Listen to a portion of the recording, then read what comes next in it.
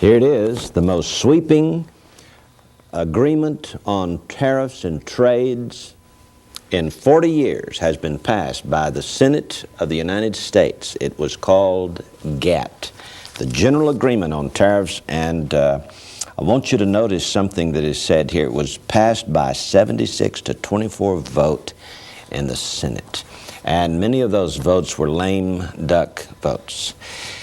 To me, it's one of the most significant pieces of legislation in this century, because it establishes, basically, it establishes the first major step toward world government. Gary Stearman is here to discuss with me this incredible event. Well, JR, what we have is the establishment of a global bureaucracy. Or maybe another way to say it would be a global government in its kind of a skeleton form.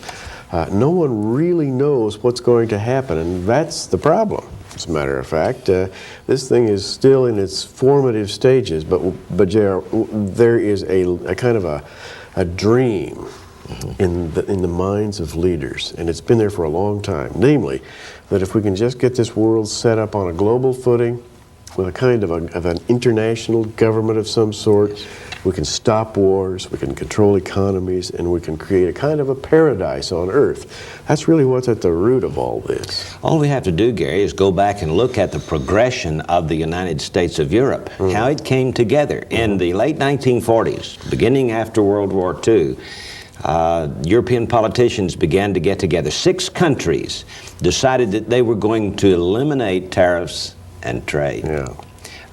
Tariffs on trade. In 1948, they established the 6-nation European Economic Community. It all had to do with trade between the countries. And so they set up this, what was called a common market. Eventually, slowly, step by step, year after year, they passed this, they added this bureaucracy, that bureaucracy, until finally they were ready to put the political thing together. And Humpty Dumpty was put back together again, and they did it all over trade. This is exactly what is happening for world government today. They're moving slowly, step by step, preparing the nations for a political union. That's what I see. It's an incredible thing that is happening. And so you see, most people did not discuss the idea of world government. There were those who were for the GATT and those who were against the GATT. But nobody really discussed, you didn't hear this on the major news media. They're talking about world government. Now, JR, there's something interesting about this. Really, this whole movement picked up speed or came into some kind of reality right at the turn of the century, starting in about 1900 and moving into World War I. Then the period between World Wars I and II. We saw financial manipulations on a global scale for the first time in human history. And we had international merchant bankers setting up global exchanges, handling money and energy policy. And this thing has matured, and we now come down to the last decade of the 20th century, and JR, the men who started way back at the beginning of this century believe that they have it within their grasp to form this long dreamed of global government. Isn't it amazing, Gary, that the American public, voting for all those Republicans in November, were hoping to get some sanity restored to Washington, and yet what a slap in the face. When even some of those elected Republicans voted for GATT. That's incredible. It is. It came through on a very rapid pace. They call it fast-track legislation. Well, JR, to me, the fast track was the wrong track. It needed to be discussed, and I think the people needed to know that, hey, what we're voting on here is global bureaucracy. Yeah, listen to this. This is from the Daily Oklahoman, the section of the newspaper where they discussed views, letters to the editor, and so on. And it says right here that Section 742 of the GATT requires every newborn baby to be given an IRS taxpayer ID number. Taxpayer Yeah, ID now, what's number. that doing in GATT, you know? I Yeah. thought it was a treaty simply to free the trade from between countries, you know, and get rid of the tariffs and the taxes. Now, and- wait just 1 second, JR. I believe that's currently called a Social Security number, isn't it?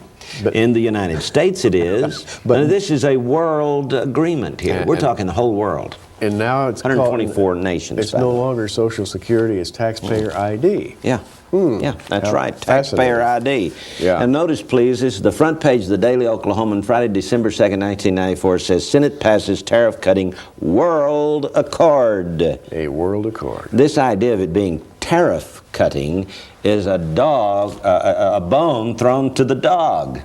Just, you know, to keep you happy, to think, well, look at there, that's going to be a wonderful thing. 22,000 pages, it has a lot more to do than with just cutting tariffs. Indeed it does. It regulates the lives of citizens. JR, we've been talking literally for years about a system that would arise in the latter days, system of economic, financial control that is so finely tuned that it goes right down to each individual person. And that person has to have a number attached to his name. And what you just read reminds me a lot of what the Bible says. You know, when I was a teenager, I was told that I needed to get a Social Security number before I could get a job. Me too. And it was not necessary for me to get a Social Security number, only if I wanted to get a job. And so here I was, a teenager, you know, and I went down, I applied for my Social Security number and got it. And the fascinating thing about it is, they have slowly been bringing that down to the crib, Yes. to babies. I remember my granddaughter that was born a little over a year ago now. The first 4 months or 6 months of her life, she didn't have to have a Social Security number. Her parents were able to take the deduction for the newborn baby, but the next year, that girl had to have a Social Security number before they could take a tax exemption on her.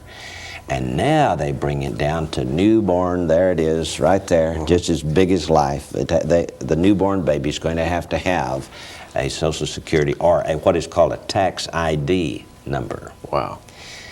Gary, the mark of the beast is moving on down the road. It It's is. coming at us just as big as life. And by the way, there's a whole contingent of people out here, perhaps the majority, who believe that we can create a better world by numbering everybody, by controlling the comings and goings, by controlling buying and selling. We can regulate, and we'll have peace and prosperity through this system.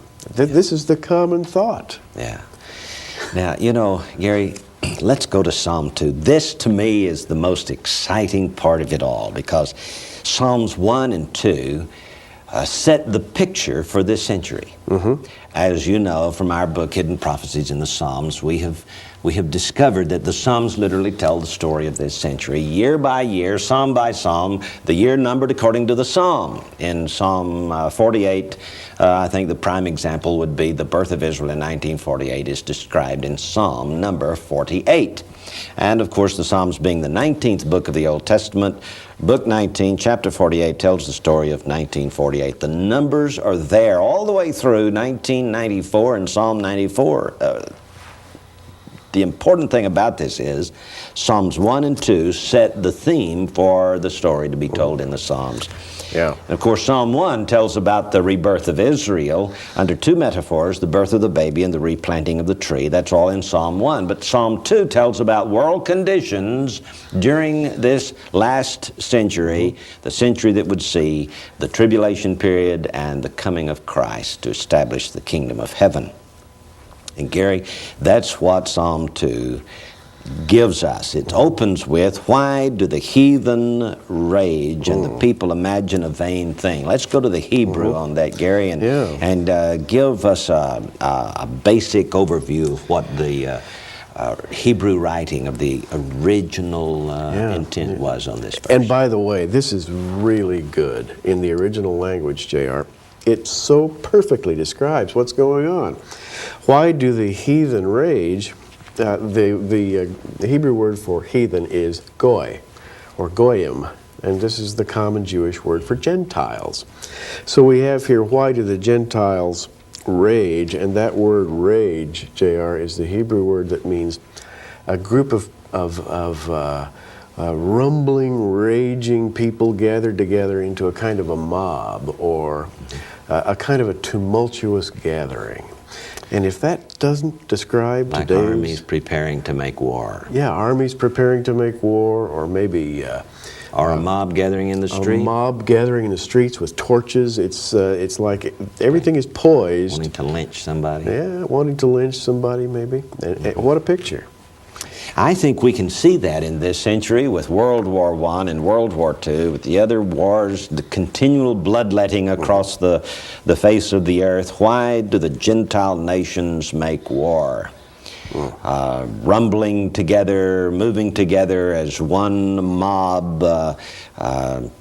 The interesting thing is the next part of this sentence says, and the people imagine a vain thing. The word people here is different from the word heathen. Yes, it is. Now, the word heathen means Gentiles, right. But the word people, what does that refer to? Well, the word people, it basically is a Hebrew word that means a group of people gathered under a common system of thought. The thing that brings them together is that they share a basic philosophy. So we have here a group of people who think up or dream up worthless plans that will come to absolutely nothing. Vain thing. Vain thing. Here we have a people whose commonality is that of an idea or a philosophy. And they have come together and said, oh, we've got a great idea if we can just bring this to pass. Now, this has been actually the primary underlying basis of all political thought in this century. To get together, to have things in common. Now, in the early part of this century, it was called communism. Yeah. But basically, that's what it is. For everybody to have all things in common, basically, a global government. And by the way, in educational institutions today, throughout the world, globalism is taught to young people. We're talking about kindergarten all the way up through college. The common thread of teaching is that of creating a global citizen, a one-world citizen who is comfortable transcending international barriers, which are thought to be outmoded. Okay, so we have here the Gentile nations are raging, making war, conflict continually, while the intellectuals, the people, that is those in governmental positions, imagine the idea of a commonality, a global government getting together. And it moves on to verse 2, says, the kings of the earth set themselves and the rulers take counsel together. Gary, that to me really smacks of the organized attempts to create global government in this century. And in this verse, JR, we have two classes of people. We have kings mentioned and we have rulers mentioned. The word for king is a Jewish Hebrew word that means self-appointed king, kind of. Not a king in line for the throne by his genetic heritage, but more or less a self-appointed king. Or elected type Perhaps, king. yeah. And then we have the word for ruler is the common word for lord, a lord being part of the landed gentry, the ultra-rich, shall we say. So we have two classes here, the self-appointed kings, politicians, and the ultra-rich. And what are they doing? Well, they are setting themselves. The kings of the earth set themselves. This is a term that means to dig in, if you will. Plant yourself. Take a position. Determination. Yeah, determination. Almost as though positioning yourself for battle. And the rulers, or the lords, take counsel together. And JR, you know what this means in Hebrew? It means secretly conspire together. In fact, the Hebrew word sod, which means secret, is in this sentence. The lords conspire together, secretly. Incredible. You know, with the turn of the century, that's exactly what was happening with the rulers of the people, that is the super rich, the international banking cartel. They were getting together to establish their common goal for world government. And it's interesting that they take counsel together. You remember after World War I, the League of Nations? It was a short-lived entity because the United States politicians refused, at least the most of them, to take part in it. But the elite, the Wall Street bankers, Warburg and Kuhn Loeb Company, J.P. Morgan Company, Brown Brothers Harriman, all of those, and the Rockefeller clan, all of those were conspiring together secretly, along with Woodrow Wilson, to try to get the United States to join the League of Nations. That's right. And of course, it didn't come off. But by World War II, the United Nations was an accepted idea, and ever since has been conspiring for world government. And we see today, what do we see? The control, for example, of the United States military policy has been taken right out of the hands of the Joint Chiefs of Staff. It's now controlled by the current head of the United Nations. At the moment, Boutros Ghali, making decisions about how U.S. troops are to be used in world confrontation. In other words, the fruit of this thing is the disintegration of nationalism, that is, a national identity. And this is exactly what those planners had in mind from day one. Absolutely. Even, for example, there was communists among the people who in the mid-1940s put the United Nations together, and later were accused and convicted of being communist spies. These were the people who were the signers of the United Nations. Absolutely incredible. And we have here that they take counsel together against the Lord and against His anointed. Interesting word, that word anointed. Oh, it's the word Mashiach, which means the Messiah, the Lord Jesus Christ. And you know, the Godhead, J.R., has a redemptive plan for this earth. The Father, the Son, the Holy Spirit. According to the biblical view of history, they are in the process of redeeming this earth. Meanwhile, man rebels. Yes. Not only do they want to establish world government, but they have an underlying satanic Luciferian reason for establishing world government. They want a government without God. They want a world without God.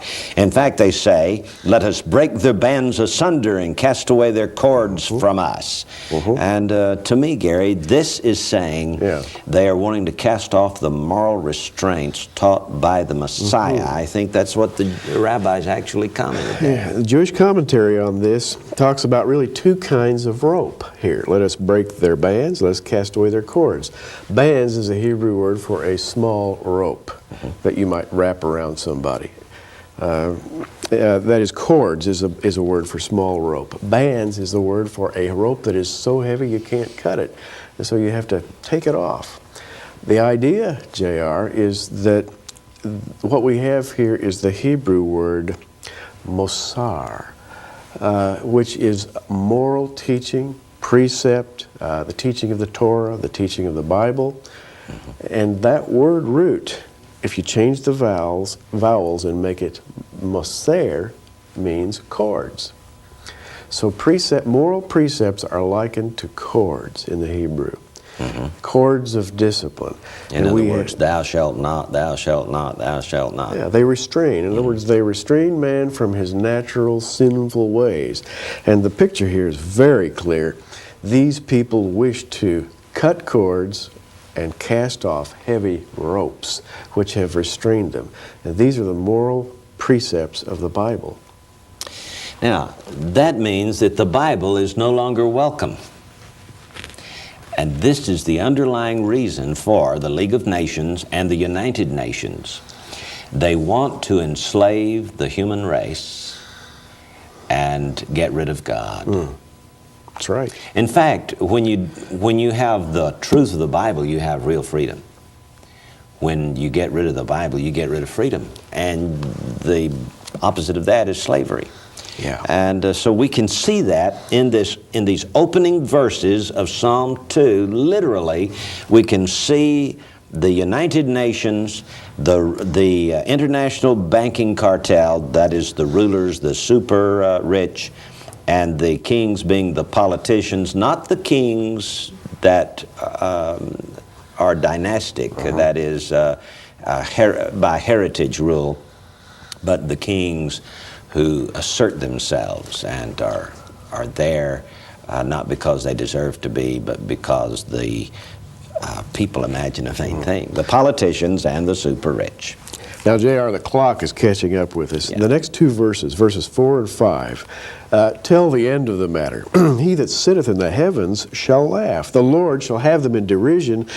Then shall he speak unto them in his wrath and vex them in his sore displeasure. We're not going to have time to fully expound this, but J.R., God is watching. Yes, he is. And at an appointed time, he is going to break forth. In fact, you know, it says here, he'll have them in derision. He's going to have the last laugh. That word laugh right there is the term from which the colloquialism, the last laugh, came from. He's going to have the last laugh. He has them in confusion, derision. In fact, God's judgment is falling upon this earth, I think, as a result of the wickedness. Right. Let me give you just a quick example here. John McTernan, who's head of Cops for Christ, has suggested that God's judgment on America is because of the wickedness of America. And he goes on to talk about earthquakes, floods, hurricanes, fires, etc., and accelerating judgment of God because of an acceleration of wickedness in America. And perhaps in our next program we can get more into this, but it's really fascinating to see how that a lot of the things that America has suffered have been on the same day or during the same week following some wickedness. He draws correlations between natural disasters and some very wicked events that have occurred in America recently. And I think on our next broadcast we'll quote a few of those. But J.R., the beautiful thing about this to me is that we've got hope. Verse 5 says, then he shall speak to them in his wrath. God is going to judge the people who have these marvelous plans for controlling the earth. This word then in verse 5 means suddenly. Suddenly shall he speak to them in his wrath. Just like that. When they think not. Yeah. Suddenly. And this word vex, C.I. Schofield back many years ago said that's the Great Tribulation period.